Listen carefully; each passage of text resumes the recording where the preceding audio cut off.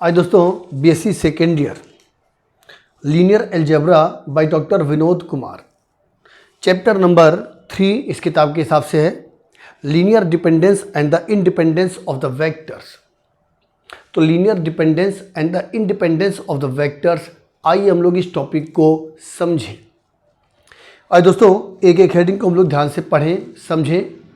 Linear algebra एक बहुत ही interesting book है। जैसे कि किताब स्टार्ट हो चुकी है, आप लोगों ने पढ़ना शुरू कर दिया है और निश्चित रूप से जो लोग भी थोड़ा इस पर समय देंगे उनको बहुत ही इसमें मज़ा आएगा और अच्छे तरीके से इस किताब को आप लोग पढ़िए। तो दोस्तों सबसे पहली हेडिंग जो आज के इस लेक्चर की है उसका नाम है लीनियर कॉम्बिनेशन। क्या होता है लीनियर कॉम्बिनेशन? डेफिनेशन को मैं थोड़ा सा लिख इसलिए देता हूँ ताकि थोड़ा सा हम लोगों को समय जो है बच जाए। तो यहाँ पर ये डेफिनेशन में देखिए, लीनियर कॉम्बिनेशन का मतलब यहाँ पर लिखा हुआ है क्या है, if V F is a vector space. तो वी एक वेक्टर स्पेस है ओवर द फील्ड एफ। तो वी वेक्टर स्पेस हो गया और एफ यहाँ पर फील्ड है। If x1 x2 x3 up to xn are the elements belonging to V and α1 α2 α3 up to αn are belonging to field F. तो कहने का मतलब ये एलिमेंट जो है वो V के हैं, यानी कि ये वेक्टर्स हैं, और ये एलिमेंट फील्ड के हैं, इसका मतलब ये स्केलर्स हैं। Then α1 x1 plus α2 x2 plus α3 x3 से लेकर के αn xn, इसको हम लोग बोलेंगे linear combination of the vectors x1 x2 x3 up to xn। ठीक है दोस्तों, तो ये लीनियर कॉम्बिनेशन का मतलब उसकी डेफिनेशन हमने आपको बताई।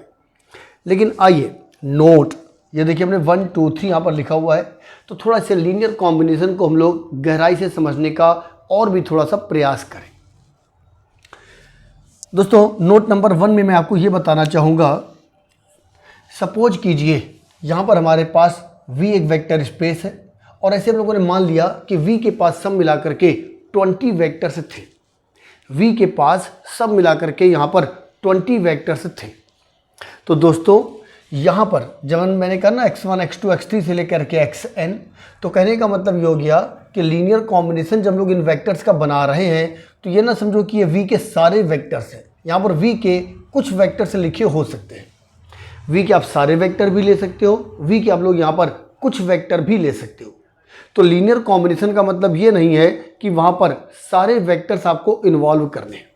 तो V के पास सपोज कीजिए सब मिला करके 20 वेक्टर्स हैं, लेकिन जब आप लीनियर कॉम्बिनेशन बना रहे हो तो हो सकता है वहाँ पर 20 वेक्टर्स आप इन्वॉल्व करो, हो सकता है आप वहाँ पर केवल 15 वेक्टर्स ही लो, हो सकता है आप केवल 12 वेक्टर्स का लीनियर कॉम्बिनेशन बनाओ, या फिर केवल 5 का बनाओ, या 1 का भी बना सकते हो। तो मेरी बात समझिए आप कि वेक्टर स्पेस के अंदर जितने वेक्टर्स हैं, तो लीनियर कॉम्बिनेशन का मतलब ये नहीं कि आपको सारे ले लेने हैं। आप सारे भी ले सकते हो, कम भी ले सकते हो। हम जितने वेक्टर लेंगे उतने वेक्टर का लीनियर कॉम्बिनेशन वहाँ पर हम बना पाएंगे। तो ये हुआ हमारा नोट का पहला पॉइंट। अब आइए नोट का सेकेंड पॉइंट आ जाइए। सेकेंड पॉइंट यहाँ पर मैं ऐसे बताऊँगा, सपोज कीजिए आप लोगों ने 10 वेक्टर लिए और 10 वेक्टर का लीनियर कॉम्बिनेशन आप लोगों ने बनाया। जब आप 10 वेक्टर का लीनियर कॉम्बिनेशन बनाओगे तो यहाँ पर जो स्केलर्स यूज कर रहे हो ये भी फिक्स नहीं है, आप इनको बदल सकते हो। कहने का मतलब वेक्टर आप बार बार वही रखो, वही 10 वेक्टर बार बार आ रहे हैं, लेकिन जो स्केलर्स हैं, स्केलर्स कहाँ से आते हैं? फील्ड से। लेकिन आप लोग यहाँ पर जो स्केलर्स हैं वो आप बार बार चेंज कर सकते हो। मेरी बात समझ गए? यानी कि वेक्टर के नाम पर मान लो 2 वेक्टर है x1 और x2, हम उसका लीनियर कॉम्बिनेशन ऐसे बना सकते हैं α1 x1 प्लस α2 x2, या फिर हम ऐसे भी बना सकते हैं β1 x1 प्लस β2 x2। कहने का मतलब वेक्टर तो वही है, हमने यहाँ पर क्या किया, स्केलर चेंज कर दिए। या हम बना सकते हैं γ1 x1 प्लस γ2 x2। मेरी बात समझ गए? तो ये हम लोगों का सेकेंड नोट हो गया। कहने का मतलब है कि यहाँ पर वेक्टर अगर हमने फिक्स भी कर दिए तो भी यहाँ पर जो स्केलर्स हैं उन्हें हम लोग यहाँ पर चेंज कर सकते हैं। अब तीसरा नोट आ जाओ। तीसरा नोट, आप कोई भी लीनियर कॉम्बिनेशन बनाओ, जैसे कि हमने बनाया α1 x1 plus α2 x2 plus α3 x3 से लेकर के αn xn, ये हम लोगों ने लीनियर कॉम्बिनेशन बनाया। आप कितने भी वेक्टर लेकर के किसी भी तरीके से लीनियर कॉम्बिनेशन बनाओ, दोस्तों ये लीनियर कॉम्बिनेशन खुद अपने आप में एक वेक्टर होगा और ये बिलोंग करेगा V को। ये बिलोंग करेगा V को। कैसे बिलोंग करेगा आइए आपको समझा देते हैं। दोस्तों देखिएगा, मैं पहले अल्फा 1 x1 की बात करूं। अल्फा 1 किसका एलिमेंट है? फील्ड का। x1 किसका एलिमेंट है? V का। वेक्टर स्पेस की प्रॉपर्टीज हम लोगों ने पढ़ी हुई है। एक थी इंटरनल प्रॉपर्टी जिसके अंदर 5 थी, फिर एक थी एक्सटर्नल प्रॉपर्टी, उसमें तो पहले आपको बताया गया था स्केलर और वेक्टर का मल्टीप्लिकेशन वेक्टर होता है, और फिर बताया गया था उसके अंदर 4 और प्रॉपर्टीज, 4 और कंडीशंस। दोस्तों तो वहां पर आपको बताया गया था अगर हम एक स्केलर लें, एक वेक्टर लें और दोनों का मल्टीप्लिकेशन करें तो वो वेक्टर बनता है, यानी कि वो बिलोंग करता है V को। तो वही बात यहां पर सुनिएगा, अल्फा 1 F का एलिमेंट है, x1 V का एलिमेंट है, तो अल्फा 1 इंटू x1 ये बिलोंग करेगा V को। इसी तरह से अल्फा 2 x2 भी V को बिलोंग करेगा, अल्फा 3 x3 भी V को बिलोंग करेगा, यानी कि ये सारे वेक्टर बिलोंग करेंगे V को। अब आइए V की जो हम लोगों ने पहली प्रॉपर्टी पढ़ी थी इंटरनल प्रॉपर्टी, उसमें नंबर 1 पर हम लोग पढ़ते थे closure property of the addition. तो closure property of the addition में पढ़ते हैं कि कोई भी दो एलिमेंट अगर V के हैं तो उनको ऐड करने पर जो एलिमेंट आएगा वो भी V का होगा। अब वही बात यहां पर आ जाओ, अब ये एलिमेंट किसके हैं? V के, तो इनका एडिशन भी किसका एलिमेंट होगा? V का। तो वही बात जो 2 में लागू होगी वही बात सभी के लिए होती जाएगी। इसका मतलब हो गया कि अलग अलग पहले हमने ये दिखाया कि ये सारे V के एलिमेंट हैं, फिर क्लोजर प्रॉपर्टी के आधार पर ये कह सकते हैं कि इन सबका जो एडिशन है, जो समेशन है, वो भी यहां पर V का एलिमेंट होगा। तो दोस्तों ये था लीनियर कॉम्बिनेशन के बारे में जानकारी, ठीक है ना। तो लीनियर कॉम्बिनेशन का मतलब हमने समझा, और ये जो नोट नंबर 1, 2, 3 हम लोगों ने देखे, इससे हमको लीनियर कॉम्बिनेशन का कॉन्सेप्ट ठीक से क्लियर हो पाएगा। तो कोई भी लीनियर कॉम्बिनेशन बनाएं, कितने भी वेक्टर लेकर के, कोई भी स्केलर्स का यूज करके, वो लीनियर कॉम्बिनेशन हमेशा और हमेशा V का ही एलिमेंट होगा। ठीक है दोस्तों, तो ये आज के लेक्चर की पहली हेडिंग हुई लीनियर कॉम्बिनेशन। अब आज के लेक्चर की सेकंड हेडिंग है लीनियर स्पान। आइए आपको लीनियर स्पान के बारे में बताता हूं।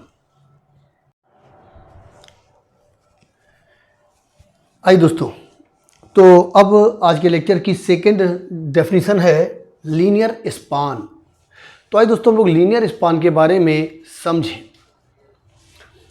If S is a non empty subset of a vector space V, या VF लिख दे, ठीक है ना। If S is a non empty subset of a vector space VF, then the set of all linear combinations of finite sets of the elements of S is called the linear span of S and is denoted by LS। तो दोस्तों linear algebra मन की गहराई से, थोड़ा सा आत्मा से समझने वाली किताब है ना ये इस तरह की। तो जितनी ज़्यादा बार आप डेफिनेशन को देखोगे, पढ़ोगे, समझोगे, सुनोगे, आप वीडियो को 2, 3, 4 बार देखिए, ठीक है ना। आंख बंद करके बहुत गहराई से चीज़ को समझने का प्रयास करें, रफ कॉपी का भी यूज करें, ठीक है। और जब भी पढ़ाई करें तो प्रयास करो साफ़ सुथरी जगह में, शांत मन से, एकांत में बैठ करके पढ़ाई करनी है। ख़ासतौर पर इस तरह की जो बुक्स हैं उनको पढ़ते समय, तो वैसे भी बिल्कुल। खैर आइए दोस्तों हम लोग समझते हैं लीनियर स्पान की डेफिनीशन को। तो दोस्तों V एक वेक्टर स्पेस है over the field F। S यहाँ पर सबसेट है V का। सपोज कीजिए V के पास 20 एलिमेंट्स थे, ऐसा मान लो, और S यहाँ पर V का सबसेट है, और सपोज कर लीजिए S के पास 5 एलिमेंट्स हैं। अब S के पास जो 5 एलिमेंट्स हैं, उन 5 एलिमेंट्स की हेल्प से आप लीनियर कॉम्बिनेशन बनाना शुरू करो। कितने लीनियर कॉम्बिनेशन बन पाएंगे? तो साधारण भाषा में कहें तो बहुत सारे बन पाएंगे। दरअसल कितने लीनियर कॉम्बिनेशन बन पाएंगे ये इस बात पर भी डिपेंड करता है कि आपकी फील्ड के पास कितने एलिमेंट हैं। अगर आपकी फील्ड के पास इनफाइनाइट एलिमेंट्स हैं, यानी कि वो इनफाइनाइट सेट है, तो यहाँ पर जो लीनियर कॉम्बिनेशन बनेंगे वो भी इनफाइनाइट बनेंगे। 2 वजह हैं। पहली वजह जो S के पास कितने वेक्टर हैं? 5। अभी हम लोगों ने पीछे लीनियर कॉम्बिनेशन वाली डेफिनेशन को पढ़ा और समझा, तो मैंने यहां पर आपसे कहा एस वी का सबसेट है और एस के पास जो वेक्टर्स हैं उनके लीनियर कॉम्बिनेशन को बनाएंगे। एक लीनियर कॉम्बिनेशन को एक एलिमेंट समझो, ऐसे एलिमेंट्स का जो सेट होगा उसे हम लोग कहते हैं लीनियर स्पान। यानी कि लीनियर स्पान में लीनियर कॉम्बिनेशंस एलिमेंट्स का काम कर रहे हैं। तो एस के पास 5 वेक्टर्स हैं, उन 5 वेक्टर की हेल्प से आप जितने भी लीनियर कॉम्बिनेशन बना पाओ तो एक एक लीनियर कॉम्बिनेशन एक एक एलिमेंट का काम करेगा और ऐसे एलिमेंट्स का जो सेट होगा वो यहां पर कहलाएगा लीनियर स्पान ऑफ एस। अब मैंने आपसे कहा यहां पर कितने एलिमेंट होंगे लीनियर स्पान के अंदर, तो ये 2 बातों पर डिपेंड करता है। एक तो आपके पास एस के पास कितने वेक्टर्स हैं, नंबर 2 एफ के पास कितने वेक्टर हैं। अच्छा, एस के पास कितने वेक्टर्स हैं उस पर कैसे डिपेंड करता है, क्योंकि मैंने भी पीछे बताया कि जब लीनियर कॉम्बिनेशन बनाओगे तो लीनियर कॉम्बिनेशन बनाते समय आप 1 वेक्टर का यूज भी कर सकते हो, आप 2 वेक्टर का भी कर सकते हो, आप 3 का कर सकते हो, 4 का कर सकते हो, 5 का कर सकते हो। एस के पास 5 वेक्टर थे ना, तो आप इस तरह से एस के वेक्टर्स का यूज कर सकते हो, पहली बात। दूसरी बात आ जाओ, मान लो आप एस के 2 वेक्टर का यूज करके लीनियर कॉम्बिनेशन को लिखने बैठे, ठीक। अब आप लोगों ने एस के 2 वेक्टर के हेल्प से बनाए, जैसे alpha 1 x1 plus alpha 2 x2। तो अल्फा 1 और अल्फा 2 वहां पर क्या है, स्केलर्स, और स्केलर्स किसके एलिमेंट होते हैं, फील्ड के। अब यहां पर यह देखना होगा कि फील्ड के पास कितने वेक्टर स्केलर्स हैं, फील्ड के पास कितने एलिमेंट हैं, क्योंकि मैंने आपसे कहा था लीनियर कॉम्बिनेशन में आप x1 और x2 को फिक्स करके जो स्केलर्स हैं उन्हें भी तो बदल करके नए नए लीनियर कॉम्बिनेशन बना सकते हो। तो कहने का मतलब अगर हम 2 वेक्टर भी उठा लें x1 और x2 तो हम वहां पर बार बार स्केलर्स चेंज करके बहुत सारे लीनियर कॉम्बिनेशन बना पाएंगे और हर लीनियर कॉम्बिनेशन एक वेक्टर का काम करेगा, एक एलिमेंट का काम करेगा। ऐसे एलिमेंट्स का जो सेट बनेगा वो यहां पर कहलाएगा एलएस। एलएस का मतलब हो गया लीनियर स्पान ऑफ एस। तो मैं समझता हूं ये डेफिनेशन अब आपको क्लियर हो गई होगी। ये देखो दिखाएंगे इस तरीके से, एलएस लीनियर स्पान कैसे दिखा गया है। तो सपोज कीजिए मतलब भाई x1 x2 x3 से लेकर के xn, ये देखो किसके एलिमेंट हैं, एस के। और अल्फा 1 अल्फा 2 से अल्फा n ये किसके एलिमेंट है, फील्ड के। तो यहां पर जो लीनियर कॉम्बिनेशन बनाए गए हैं, तो ये जो लीनियर कॉम्बिनेशंस हैं उन लीनियर कॉम्बिनेशंस का जो सेट होगा वो यहां पर कहलाएगा एलएस। अब यहां पर n बिलोंग कर रहा है कैपिटल N को, यानी कि सेट ऑफ नेचुरल नंबर्स। तो सेट ऑफ नेचुरल नंबर का मतलब n की वैल्यू हम यहां पर 1 भी ले सकते हैं, 2 भी ले सकते हैं, 3 भी ले सकते हैं, 4 भी ले सकते हैं। हालांकि ज़्यादा से ज़्यादा उतनी लेंगे जितने s के पास वेक्टर्स हैं। अगर s के पास 7 वेक्टर्स हैं तो हम यहां पर n की वैल्यू 1 भी ले सकते हैं, 2 भी, 3 भी, 4 भी, 5 भी, 6 भी और 7 भी, ठीक है ना।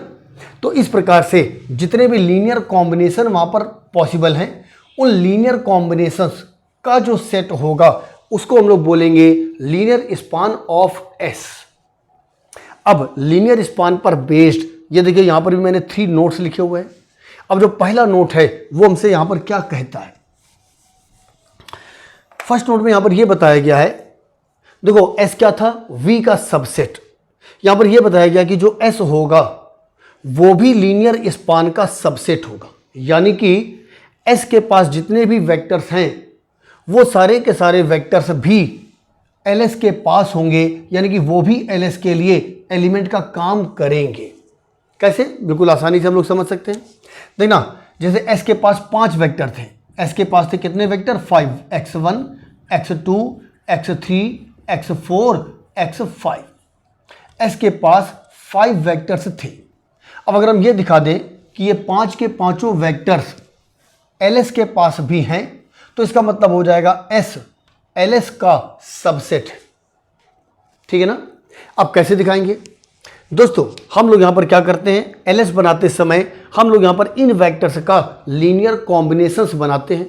और मैंने कहा था आप 1 वेक्टर भी ले सकते हो, 2 भी ले सकते हो, 5 तक ले सकते हो। चलो एक एक वेक्टर लिया, जैसे हमने यहां पर क्या किया, एक वेक्टर उठाया केवल x1, केवल x1। अब इसके साथ एक स्केलर लगाएंगे और वो स्केलर हमने यहां पर लगाया 1। 1 क्या है, 1 यहां पर है unit element of the field. One यहाँ पर क्या है? वन यहाँ पर है आपके फील्ड का यूनिट एलिमेंट। दोस्तों 1 इंटू एक्स वन ये भी एक लीनियर कॉम्बिनेशन है, और अगर ये लीनियर कॉम्बिनेशन है तो इसका मतलब ये बिलोंग करेगा एलएस को। क्यों? क्योंकि एस के जितने भी वेक्टर्स हैं उनकी मदद से जितने भी लीनियर कॉम्बिनेशन बनाए जा सकते हैं वो सारे के सारे लीनियर कॉम्बिनेशंस एलएस के अंदर होंगे। इसका मतलब 1 इंटू एक्स वन एलएस को बिलोंग करेगा। अच्छा, 1 इंटू एक्स वन का मतलब x1 होता है, यानी कि x1 यहां पर बिलोंग करेगा एलएस को। दोस्तों बिल्कुल यही बात x2 के लिए भी, वही बात x3 के लिए भी, x4 के लिए भी, x5 के लिए भी। इसका मतलब ये हो गया कि x1, x2, x3, x4, x5 ये सारे के सारे वेक्टर्स एलएस को बिलोंग करेंगे। और अगर ये सारे वेक्टर्स एलएस को बिलोंग कर रहे हैं तो इसका मतलब हो गया एस के सभी एलिमेंट एलएस के अंदर हैं। इसका मतलब हो गया एस यहां पर सबसेट है एलएस का। तो ये था दोस्तों हम लोगों का नोट में फर्स्ट नंबर। अब आइए सेकंड नोट हमसे क्या कहता है। सेकंड नोट हमसे यहां पर यह कहता है कि जो एलएस है वो यहां पर वी का सबसेट होगा। देखो अब यहां पर ऐसा लग रहा था कि एलएस के पास तो बहुत सारे एलिमेंट आएंगे। क्यों? हम जितने भी लीनियर कॉम्बिनेशंस बना सकते हैं वो सारे के सारे लीनियर कॉम्बिनेशंस एलएस के लिए एलिमेंट्स का काम करते हैं। लेकिन दोस्तों वो सारे के सारे एलिमेंट वी के अंदर भी होंगे। क्यों होंगे? अभी हम लोगों ने लीनियर कॉम्बिनेशन की डेफिनेशन पढ़ी थी, वहां पर नोट नंबर 1, 2, 3 पढ़ा था। तो जो नोट नंबर 3 पढ़ा था उससे अगर आप ध्यान दो तो मैंने भी आपको दिखाया था कि जो वेक्टर्स थे उनका जो लीनियर कॉम्बिनेशन हम लोगों ने बनाया था वो वी का ही तो एलिमेंट था। बिल्कुल वही बात यहां पर आ जाएगी। कहने का मतलब हो गया एलएस क्या है? एलएस यहां पर एस के वेक्टर्स के लीनियर कॉम्बिनेशंस का सेट है। अच्छा, एस किसका सबसेट है? वी का सबसेट है। तो देखो एस वी का सबसेट है तो एस के पास जो वेक्टर्स हैं वो सब वी के पास भी तो होंगे। अब आपने कहा एलएस क्या होता है? एलएस होता है एस के पास जो वेक्टर्स हैं उनके लीनियर कॉम्बिनेशंस का सेट है। ठीक है? और प्रत्येक, अच्छा वो जो लीनियर कॉम्बिनेशंस आप लोगों ने बनाए उनको हम ये भी तो कह सकते हैं कि वो वी के वेक्टर्स का भी तो लीनियर कॉम्बिनेशन है, क्योंकि एस के पास जितने भी वेक्टर्स हैं वो सब हैं तो वी के ही, क्योंकि एस वी का सबसेट है। और दोस्तों जो भी ये लीनियर कॉम्बिनेशन बनेंगे, अभी मैंने आपको लीनियर कॉम्बिनेशन के नोट नंबर 3 में बताया था कि वो सारे लीनियर कॉम्बिनेशंस वी को बिलोंग करते हैं। तो इसका मतलब एस के पास जितने भी वेक्टर्स हैं वो सब वी के पास भी हैं। तो एस के वेक्टर्स की मदद से जितने भी लीनियर कॉम्बिनेशंस बनाओगे वो सारे के सारे लीनियर कॉम्बिनेशंस वी को भी बिलोंग करेंगे। इसका मतलब ये निकला कि एलएस का प्रत्येक एलिमेंट वी के अंदर भी है, और अगर एलएस के सभी एलिमेंट वी को बिलोंग करते हैं तो इसका मतलब हो जाएगा एलएस वी का सबसेट है। यह था नोट नंबर 2। दोस्तों नोट नंबर 3 ये अपने आप में एक थ्योरम है, और इस तरह की थ्योरम आपकी बुक में अभी और भी आगे आएंगी 4-5 बार। इस थ्योरम का कॉन्सेप्ट थोड़ा सा ये होता है, देना जैसे सपोज करो u v का सबसेट है, फिर कई बार हम लोग ये प्रूव करते हैं कि u v का सब स्पेस है। तो सब स्पेस होने के लिए सबसेट होना तो जरूरी है, पहली बात तो ये समझ लो।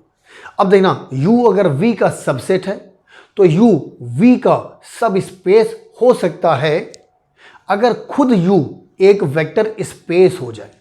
हम लोग सब स्पेस की डेफिनेशन खूब अच्छी तरीके से पढ़ चुके हैं, और वहीं पर हम लोगों ने जो थ्योरम नंबर 2 पढ़ी थी जहां पर हमने 10 का जवाब 1 से दिया था, तो बिल्कुल आप हमेशा उसी थ्योरम का यूज करते हुए सबसेट को सब स्पेस प्रूव करके दिखाया करोगे। तो यह भी अपने आप में एक थ्योरम है। देखो यहां पर आपने कहा एलएस वी का सबसेट है। अब अगर हम यहां पर सब स्पेस की थ्योरम नंबर 2 का यूज कर लें, यानी कि कैसे यूज करोगे? एलएस के 2 वेक्टर ले लो x1 और x2। अब 2 स्केलर ले लो α1 और α2। अब अगर हम ये दिखा दें कि α1 into x1 plus α2 into x2 भी एलएस को बिलोंग करता है, तो ये प्रूव हो जाएगा कि एलएस वी के लिए सब स्पेस है। यानी कि हमने थ्योरम नंबर 2 का यूज किया। तो बिल्कुल उसी तरीके से यूज करते हुए हम लोग इस थ्योरम का डेरिवेशन करते हैं। तो कहने का मतलब LS V का सबसेट तो है ही, बल्कि जो LS है वो V के लिए सब स्पेस भी है। और याद रखना, अगर LS V के लिए सब स्पेस है तो आप एक बात ये भी समझ लो कि इसका मतलब जो LS है वो खुद अपने आप में एक वेक्टर स्पेस है। क्योंकि अगर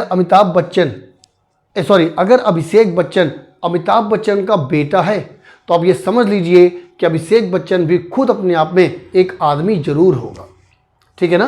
तो कहने का मतलब ये हो गया कि अगर आपने कहा U V का सब स्पेस है तो U खुद अपने आप में एक वेक्टर स्पेस जरूर होगा। तो वही बात यहां पर भी है।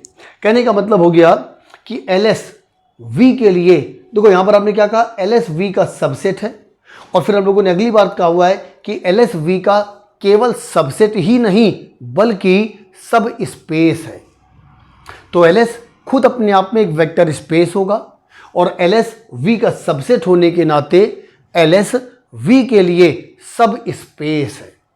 तो दोस्तों ये हम लोगों ने लीनियर स्पान के बारे में समझा। अब आज के इस लेक्चर में हम लोग तीसरा टॉपिक पढ़ेंगे, linear dependence and the independence of the vectors.